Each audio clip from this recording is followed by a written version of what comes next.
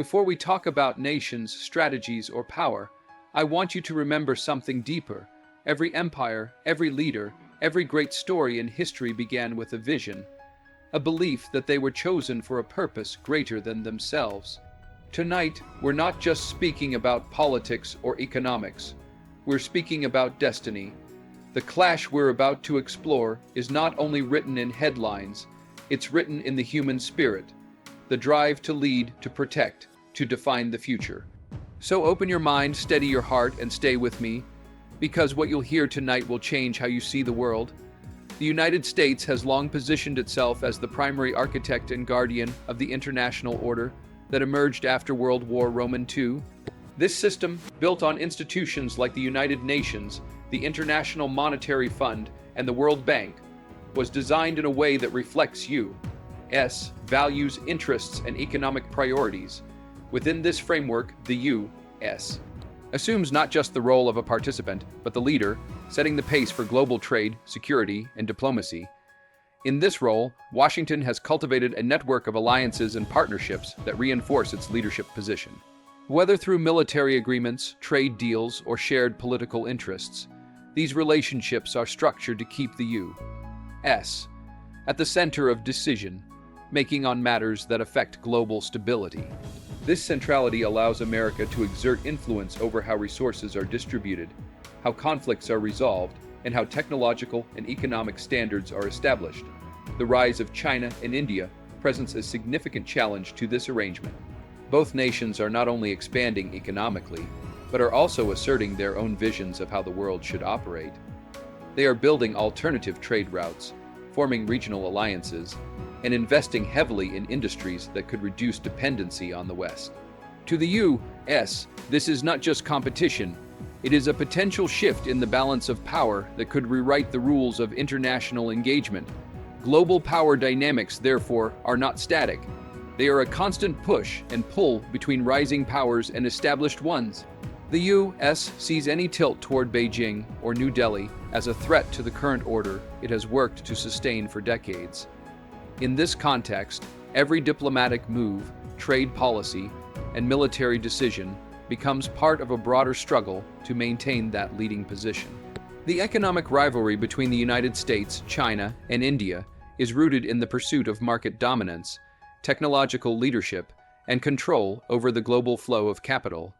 The U.S. economy, long considered the largest and most influential, operates on a model that intertwines free market principles with strategic government intervention in key sectors.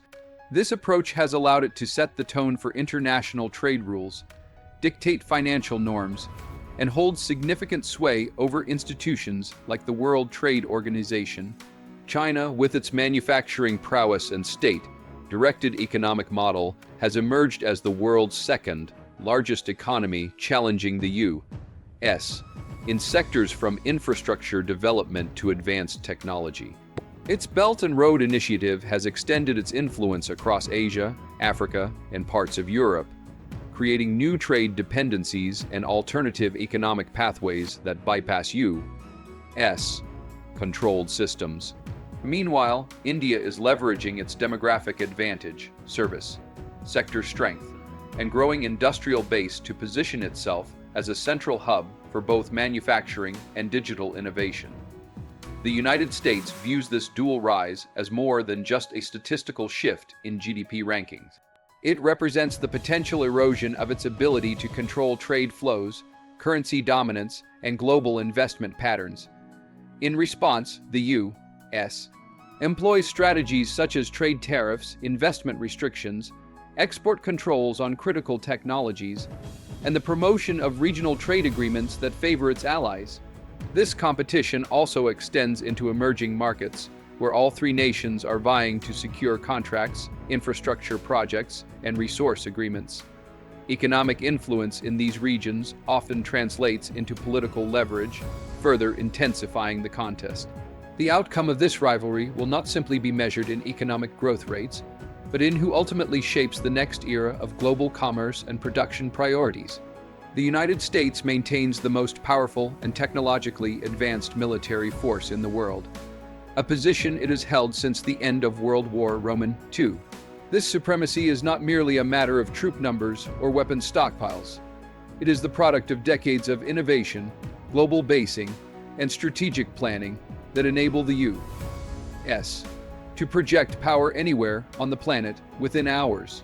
Its defense budget, the largest in the world by a significant margin, funds not only traditional military capabilities but also cutting-edge developments in cyber warfare, artificial intelligence, and space operations. China and India, while possessing large standing armies and increasing defense budgets, are still in the process of building comparable global reach.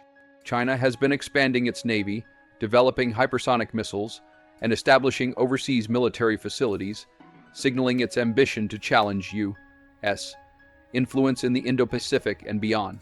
India, though primarily focused on regional security, has modernized its forces and strengthened partnerships with countries like Russia, France, and the U.S.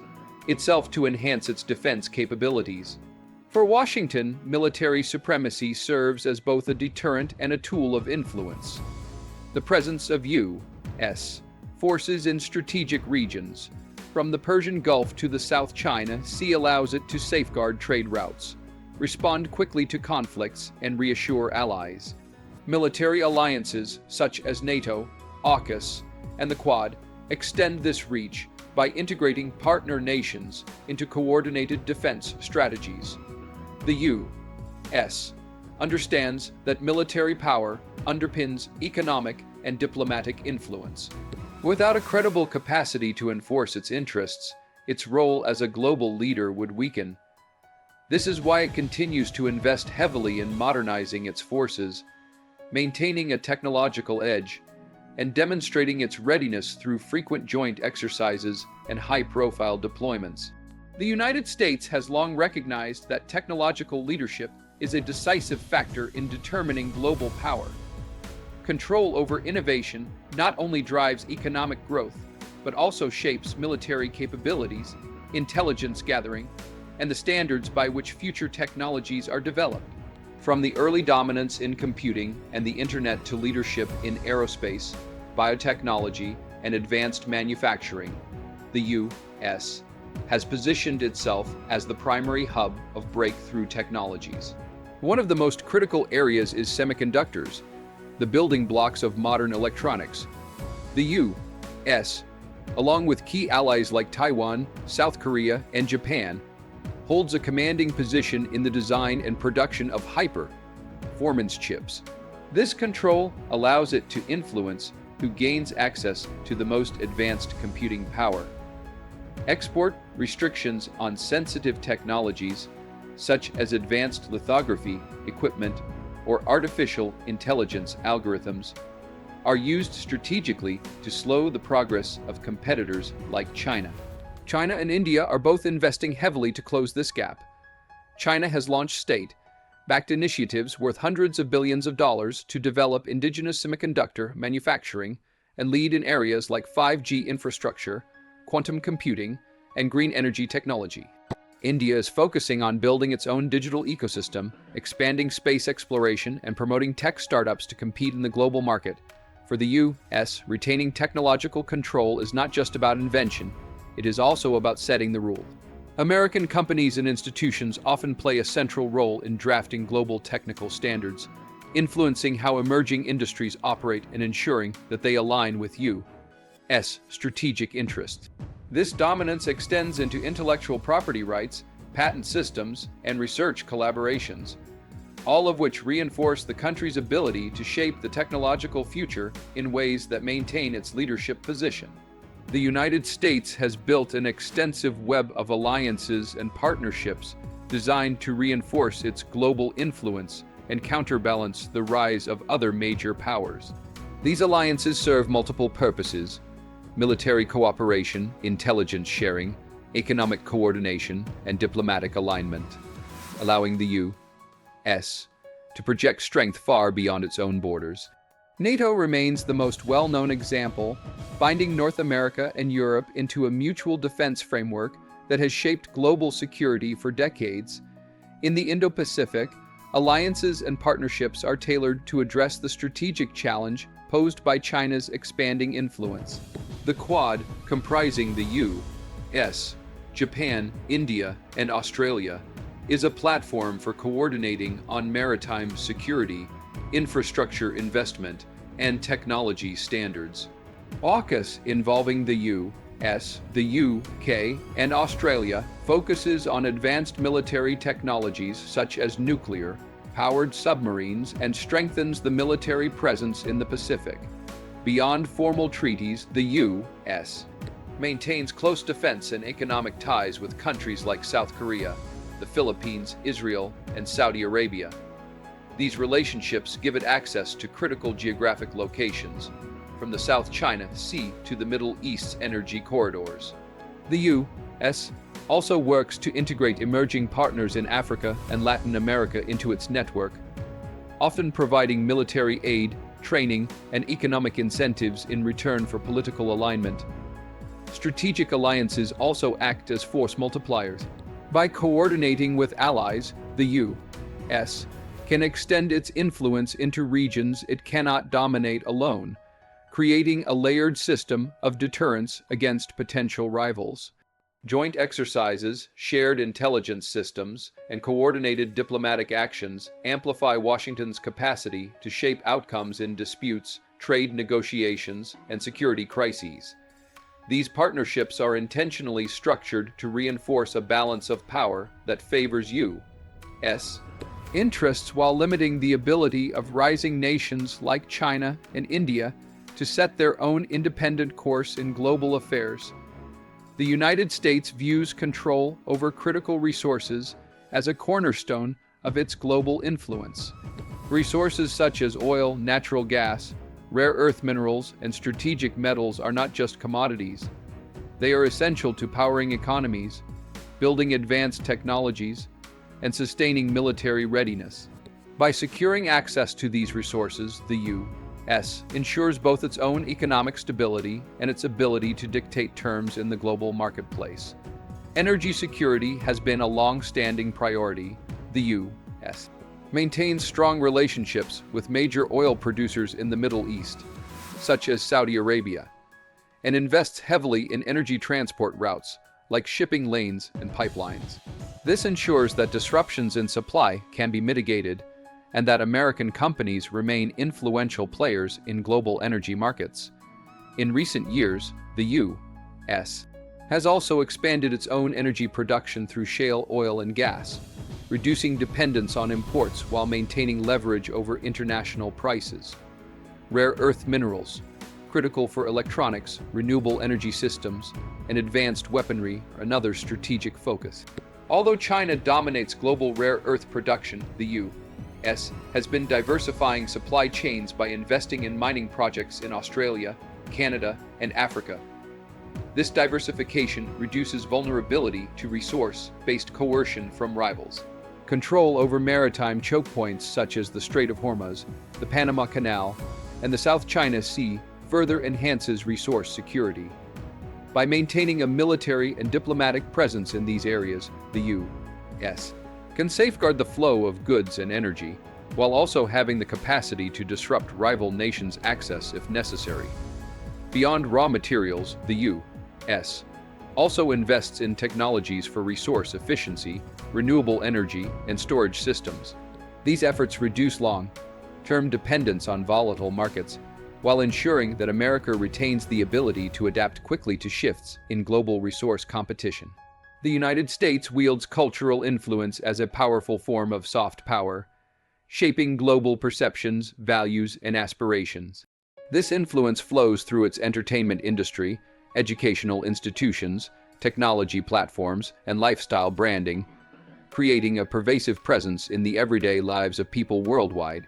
Hollywood films, American music, and television shows are consumed across continents, carrying with them ideas about freedom, individualism, and opportunity that subtly reinforce U.S. ideals.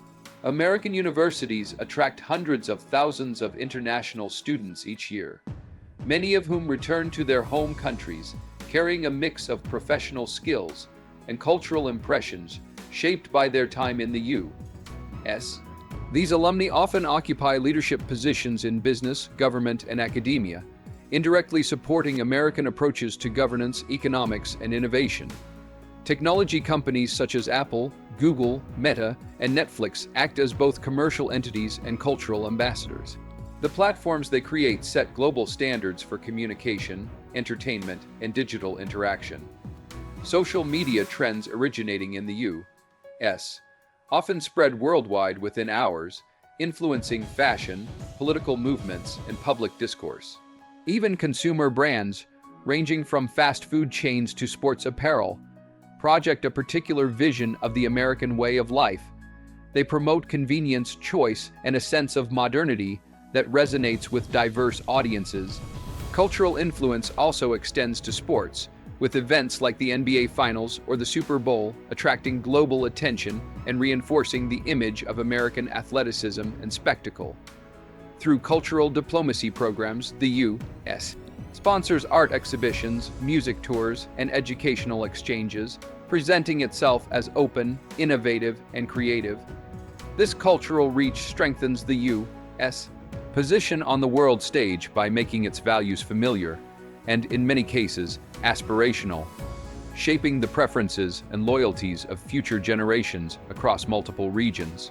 The United States has long operated within a global system that it helped design and lead after World War II, one that aligns with its political, economic, and security interests.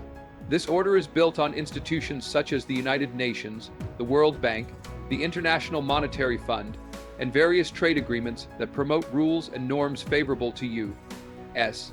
influence. Any significant shift toward a China or India-led framework is perceived as a direct challenge to this architecture. China's rise brings with it an alternative vision for global governance, one that emphasizes state sovereignty over liberal interventionism and prioritizes economic development without the same democratic or human rights requirements often tied to Western aid. Through initiatives like the Belt and Road, China is building financial and political ties that could eventually rival the U.S.-led network. India, while operating within democratic traditions, is also seeking a greater role in shaping global agendas, particularly on issues like climate change, trade equity, and technology governance.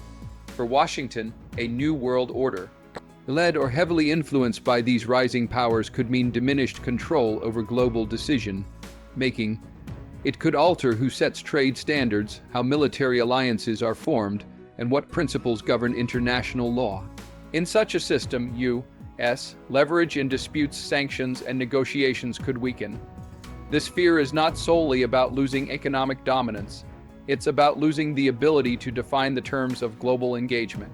A multipolar world where China and India hold equal or greater sway would distribute power more broadly, making it harder for the U.S. to act unilaterally. For a nation accustomed to being the primary agenda setter, the prospect of sharing or ceding that role represents a profound strategic concern that shapes much of its foreign policy behavior. The United States uses economic sanctions as one of its most effective tools for influencing global behavior and constraining the ambitions of rival nations. Sanctions can take many forms, from restricting access to U.S. financial systems and freezing assets to banning the export of critical technologies.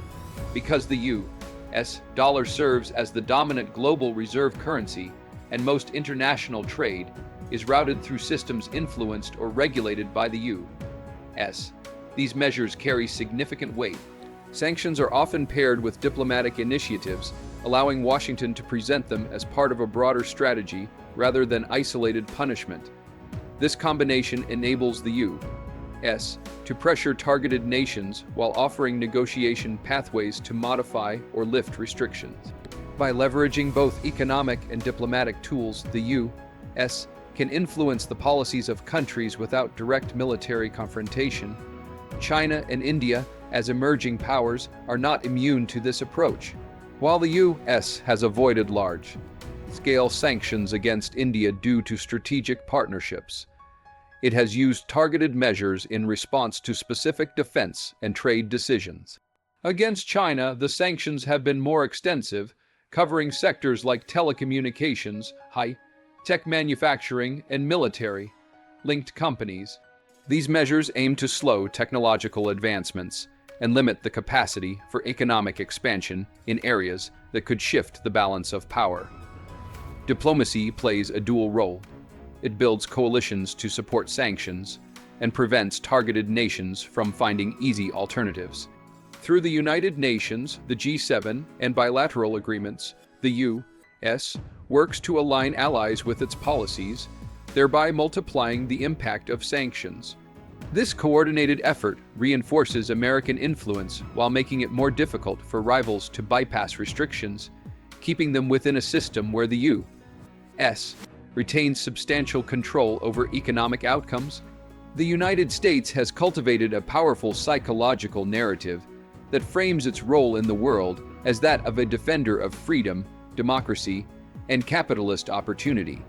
This story is deeply woven into its foreign policy, cultural exports, and diplomatic messaging, presenting America not merely as a nation, but as an idea worth protecting and promoting. By shaping global perceptions in this way, the U.S. builds legitimacy for its actions on the international stage, even when those actions serve strategic self-interest. This narrative operates on multiple levels. At the governmental level, speeches, policy statements, and international summits reinforce the idea that U.S. leadership is essential to maintaining global stability.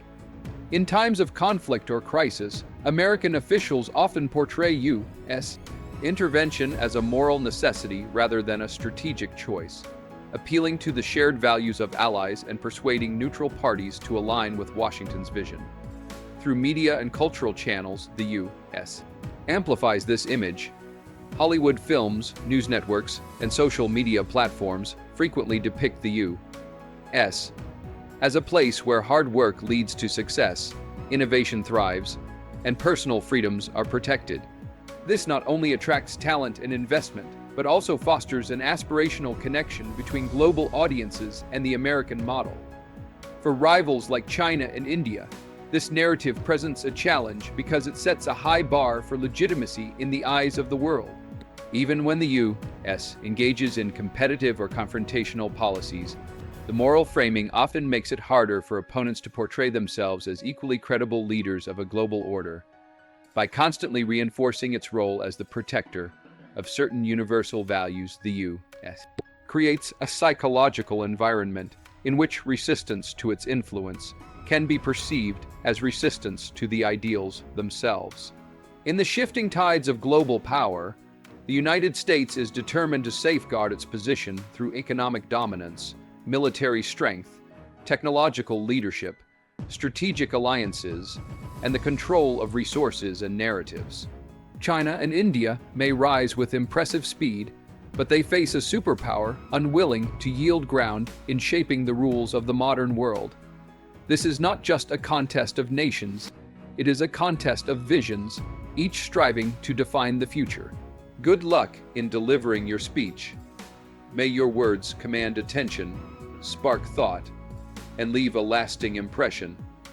Thank you for trusting me to help craft it.